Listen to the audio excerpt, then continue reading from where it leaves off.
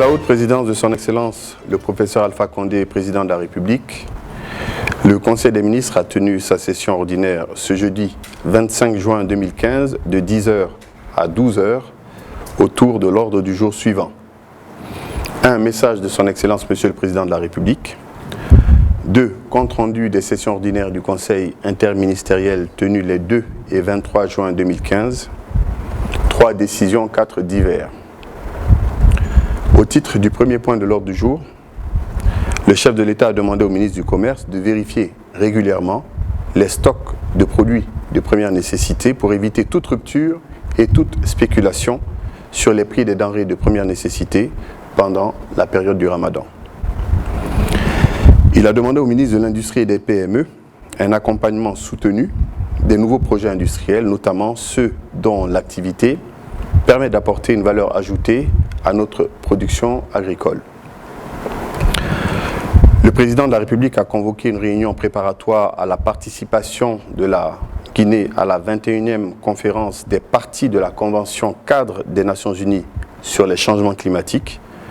La dite réunion préparatoire devra permettre une meilleure prise en compte des intérêts de la Guinée lors de cette conférence. Au titre du deuxième point de l'ordre du jour, Monsieur le Premier ministre, chef du gouvernement, a fait un compte-rendu détaillé des sessions ordinaires du Conseil interministériel tenu les 2 et 23 juin 2015 comme suit. Pour la session du 2 juin, au titre des communications, le ministre d'État, ministre de l'Économie et des Finances, a fait une communication relative à la stratégie de relance et de résilience socio-économique post-Ebola 2015-2017. Il a indiqué que la stratégie de relance et de résilience socio-économique post-Ebola regroupe l'ensemble des projets, programmes, actions et mesures considérés comme déterminants pour corriger les effets de la crise et renforcer la résilience de nos systèmes nationaux sanitaires et socio-économiques afin de prévenir toute nouvelle crise similaire. Il a annoncé que le cadrage macroéconomique du programme de relance a été finalement arrêté à la somme de 1,5 milliard de dollars américains sur une période de 2 ans. Ce budget sera présenté à la conférence du 10 juillet 2015 à New York pour amener l'ensemble de la communauté internationale à s'engager financièrement. Le ministre de la Culture et du Patrimoine historique a fait une communication relative à la situation du Centre culturel des Balaises africains. Le ministre a soumis à l'appréciation du Conseil le projet de construction du Centre culturel de Koléa. L'objectif est de renforcer les capacités de création, de formation et de diffusion des balaises africains de la République de Guinée, à travers la construction et l'équipement d'un espace culturel approprié. Le ministre a attiré l'attention du Conseil sur ce dossier afin qu'il examine les voies et moyens permettant d'achever la construction de cet édifice. Le Conseil a recommandé au ministre de présenter à une prochaine session une communication relative à la relance de la culture et des arts en Guinée. Il a également recommandé une étude pour la construction d'un centre culturel. Pour la session du 23 juin, au titre des comptes rendus, le ministre de l'Économie et des Finances a fait un compte rendu de la première session de travail du cadre de concertation avec les partenaires techniques et financiers tenu le lundi 22 juin 2015 à Conakry. Le ministre a expliqué que la rencontre qui faisait suite à celle organisée le 1er octobre 2014 avait à son ordre du jour les 3 points suivants. Présentation du cadre institutionnel de concertation et de coordination entre le gouvernement et les partenaires. Validation du projet de restructuration des groupes thématiques. Cadre de stratégie de relance et de résilience socio-économique post-Ebola. Les travaux qui se sont déroulés en 2 sessions ont porté sur le dispositif institutionnel du cadre de concertation. Plusieurs points ont été débattus. Le suivi des conclusions de la concertation du 1er octobre 2014, la restructuration des groupes thématiques, le point sur l'état de mise en place des bases de données unifiées sur les projets et programmes d'investissement, le financement de la stratégie et le cadre de mise en œuvre. Le Conseil a recommandé la prise en compte des différentes observations et recommandations issues des travaux afin de préparer la conférence de New York du 10 juillet 2015. Au titre de l'examen de texte, le ministre de l'Énergie et de l'Hydraulique a présenté un projet de décret portant création d'une société anonyme à participation publique dénommée Société de gestion de l'énergie du Concouré Sogec. Dans son exposé, il a proposé la création de cette société chargée de gérer la production d'électricité de Caleta et de tout autre site hydroélectrique sur le concouru. Le Conseil a observé que le projet de décret soulève une question préjudicielle qu'il faut résoudre pour être en conformité avec la loi, notamment celle sur la gouvernance financière des sociétés et établissements publics. Le Conseil a recommandé l'inscription du dossier à la réunion du Conseil de coordination économique et des réformes prévue le lundi 29 juin 2015 pour examen et observation du comité technique d'appui.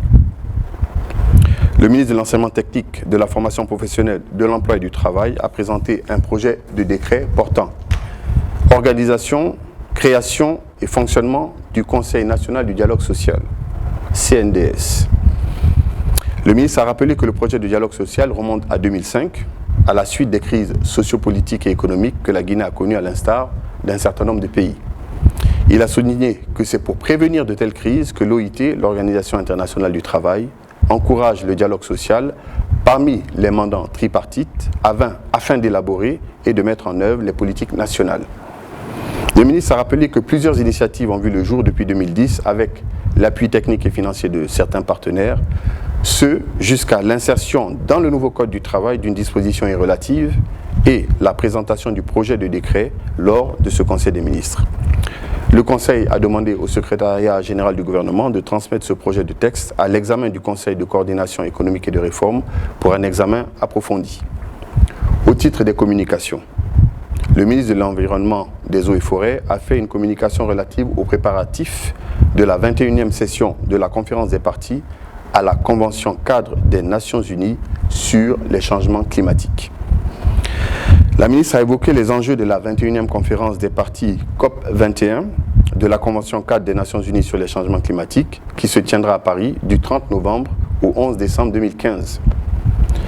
Elle a rappelé que l'objectif ultime de cette conférence est de stabiliser les émissions de gaz à effet de serre et d'aboutir, pour la première fois, à un accord universel et contraignant permettant de lutter efficacement contre le dérèglement et le réchauffement climatique. La ministre a informé que la Convention fait obligation aux parties de préparer des communications nationales comprenant les inventaires nationaux des gaz à effet de serre, des études de vulnérabilité de différents secteurs, la définition des plans nationaux sur les mesures d'atténuation et d'adaptation aux effets néfastes des changements climatiques. Le Conseil a mis en place un comité interministériel présidé par le ministre d'État en charge de l'enseignement supérieur et de la recherche scientifique pour préparer le dossier guinéen de la conférence de Paris. Ce comité comprend en outre les ministres en charge donc de l'environnement, de l'énergie, de l'agriculture, du plan, de la coopération, du commerce, des transports, des mines, de la communication et de l'industrie. Et le Conseil a par ailleurs demandé à tous les ministres de contribuer à la réussite de la participation guinéenne à ce forum. Le ministre du Commerce a fait une communication relative à la deuxième phase du projet de cadre intégré renforcé de la Guinée, CIR. Ce programme, dont la première phase a pris fin le 31 décembre 2014, vise à renforcer l'efficacité et la capacité commerciale de la Guinée. Le ministre a rappelé que depuis le démarrage de la deuxième phase de ce projet, en mars 2012, quelques résultats positifs ont été atteints en matière de renforcement de la capacité commerciale de la Guinée. Il a cité notamment la formation de plus de 950 cadres guinéens, dont 450 femmes et 250 jeunes, et le taux d'efficacité des actions menées par le projet CIR en Guinée, qui est de 4 $ de résultats nets sur le terrain pour 1 $ investi. Il a déploré les effets néfastes de la crise sanitaire due au virus Ebola sur le taux de rentabilité du CIR. Le ministre a informé le Conseil de la prolongation de la durée de cette deuxième phase pour une période de 7 ans. Le Conseil a recommandé au ministre de soumettre les priorités du gouvernement dans le cadre de cette deuxième phase du CIR. En outre, le Conseil a entendu les communications orales des ministres en charge de l'enseignement préuniversitaire et de la formation professionnelle sur les dates et modalités des différents examens et concours scolaires. Au terme des débats sur toutes les questions, le Conseil a décidé ce qui suit. Premièrement, le Conseil a donné son accord pour la construction du Centre culturel des ballets africains de Koléa, sous réserve d'une réévaluation du coût du contrat. Il a ensuite pris acte de l'appui financier annoncé par le chef de l'État pour le lancement des travaux. Deuxièmement, le Conseil a validé les différentes dates des périodes d'examen présentées par les ministres en charge de l'enseignement préuniversitaire et de la formation professionnelle. Au titre des divers, le Conseil s'est réjoui de la tenue le 28 juin prochain d'un sommet de la Mano River Union à Conakry sur la relance post-Ebola et de la visite le 8 juillet prochain d'une délégation des Pays-Bas conduite par la ministre de la Coopération et du Développement économique de ce pays. Avant de lever la séance, le président de la République a donné des informations sur l'actualité politique africaine et nationale. Le Conseil des ministres.